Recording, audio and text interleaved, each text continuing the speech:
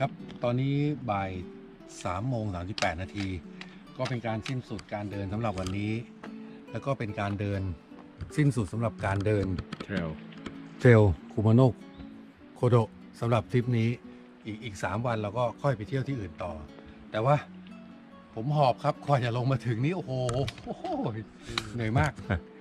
จากหลักทั้งหมดเริ่มต้นที่หลักที่ 54 เราเดินมาถึงสิ้นสุดตรงนี้ แต่ไม่ใช่ตรงนี้นะครับอีกประมาณนิดหน่อยจะถึงหลักที่ 29 ทั้งหมดก็กี่หลักเนี่ยระยะทางทั้งหมดประมาณ13 กิโลครับ 34 กิโลคือระยะทาง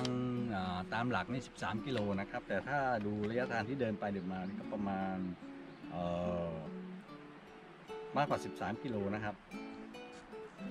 ประมาณ 25,000 กว่าก้าวนะครับประมาณ 14-15 กิโล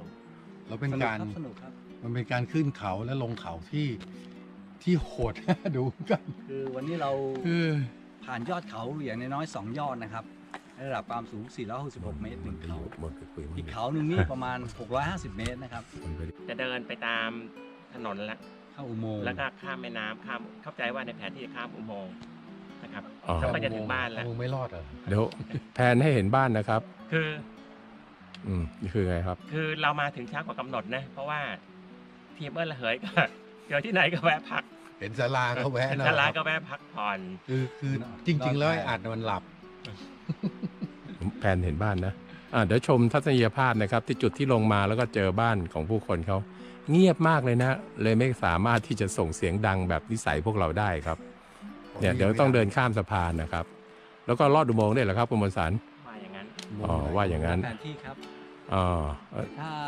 แต่ถ้าไม่รอดก็ไม่ไหวว่ามึงดูดิถ้าลง จะไปทางไหนเนี่ยมนต์สันก็จะได้มีโอกาสฝึกซ้อมภาษาญี่ปุ่นต่อครับเอาครับเยี่ยมครับ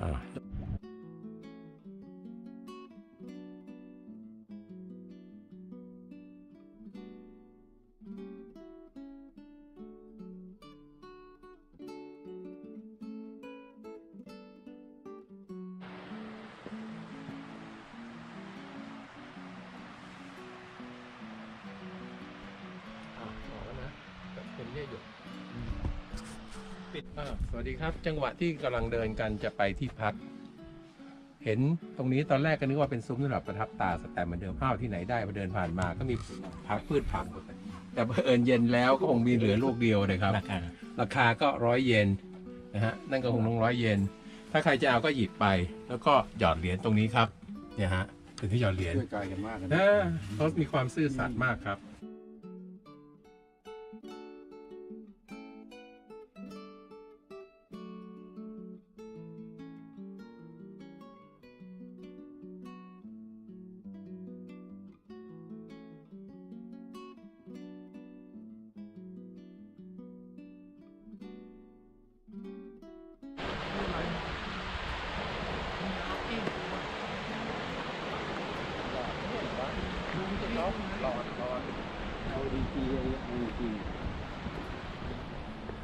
เรามาถึงที่พักสำหรับคืนนี้นะครับตามชื่อเนี่ยนะครับชิเซนโนอิเอะลอดจินหลอดจินตอนนี้ก็เป็นโรงเรียนเก่านะครับประมาณ13 องศาสุรกี่ชั่วโมงตอนนี้4 โมงครึ่งหลังจากถลายชิวๆไปไปติดลำธารด้วยนะครับที่พักติดลำธาร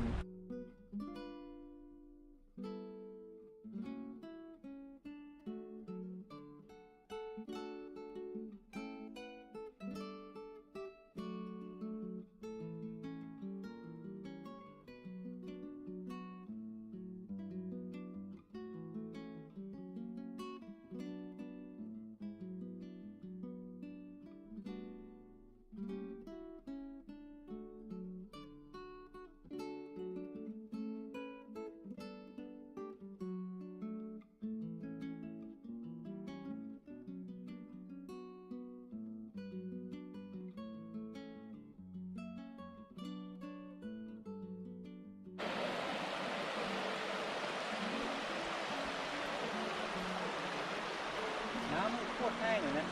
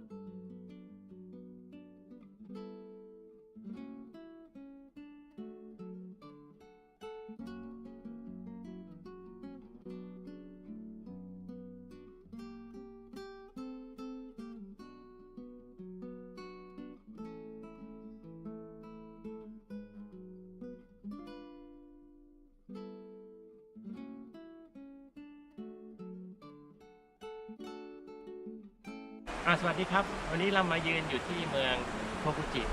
ซึ่งเป็นเมืองสุดท้ายของการเดินแสวงบุญคุมาโนะโคโดะนะครับโทกุจิเป็นเมืองที่สวยงามมากคืออยู่ในหุบเขามีแม่น้ำไหลผ่านได้ยินเสียงแม่น้ำนะแต่ว่าสิ่งที่น่าเศร้าก็คือเมืองนี้ไม่มีคนเลยนะครับเนี่ยเราเดินทะลุเมืองเจอคนอยู่2-3 คนนั่นเองครับเราพักอยู่ที่โรงเรียนเดิมเป็นโรงเรียนตอนนี้กลายเป็นหอพักแล้วเพราะว่าโรงเรียนอยู่ตรงนู้นนะครับเพราะว่าไม่มีนักของไม่มีนักเรียนหรอกโรงเรียนเลยปิดนะครับเพราะคนก็ไม่มีแล้วเมืองนี้เมืองร้างก็น่าจะเป็นทาหรณ์หนึ่งของเมืองต่างๆในเมืองไทยเหมือนกันว่าอีกหน่อยเอจิ้งโซซายตี้เนี่ยอาจจะเกิดเหตุการณ์อย่างนี้นะครับเมื่อวานนี้เราเดินจากหลักที่54นะครับจนมาถึงหลักที่29ซึ่งอยู่ตรงนี้เดี๋ยวจะพาไปดูนะครับเดินมาทั้งหมดก็ประมาณ13 กิโลครับสิ้นสุดการเดินทางคุมาโนะของเราเท่านี้เพราะว่าต่อไปนะครับนี่หลักนี่เป็นเส้นทางเดี๋ยวจะพามาดูนะครับ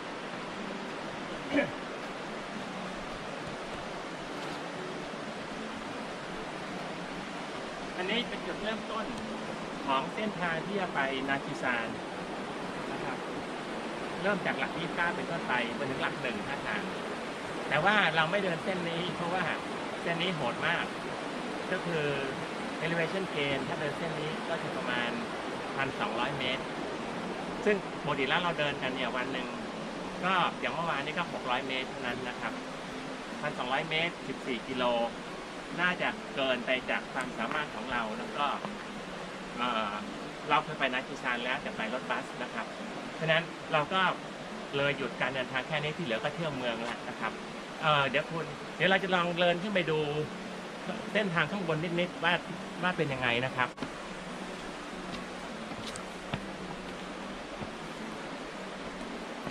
ก็เปิดการเดินทางด้วยการสแตมป์โคกุจิเมมโมเรียลสแตมป์นะครับเพื่อจะได้บอกว่าเราได้มาถึงที่นี่แล้ว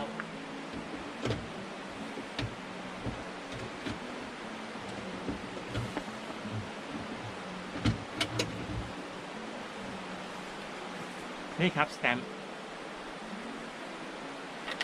ซึ่งนักเดินทางก็จะมาสแตมป์กันก่อนแล้วก็เดินทางต่อนะครับต่อไปจะพาไปดูหลัก29นะครับซึ่งเป็นหลักสุดท้ายของการเดินทางของเรา5 วันที่ผ่านมาถึงหลักนี้ค่อนข้างจะไกลเพราะว่าหลักที่30ซึ่งเป็นหลักก่อนหน้านี้อยู่ตั้งแต่แม่น้ำนู่นที่เราเดินมาเมื่อวานกิโลกว่านะครับเราเพิ่งเจอหลัก29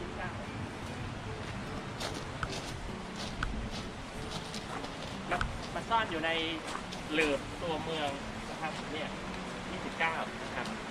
เป็นที่นั่งพักมีแผนที่การเดินทางนะครับสรุปเส้นทางทั้งหมดเป็นยังไงความสูงเท่าไหร่นะครับระยะทางเท่าไหร่นะครับแล้วก็ชื่อเมืองแล้วก็แผนที่ใหญ่นะครับแล้วก็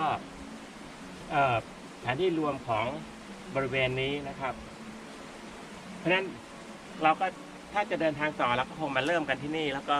เดินมาอย่างเมื่อกี้นะครับ